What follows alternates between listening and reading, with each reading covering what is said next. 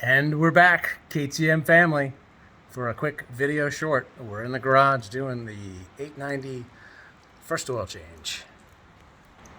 And as you can see, we're well on our way to success.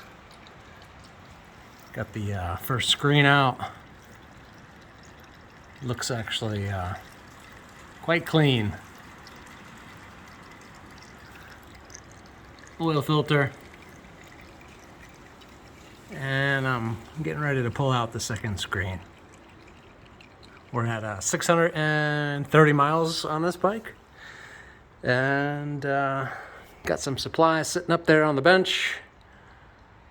Should have this thing wrapped up in a little while. Peace.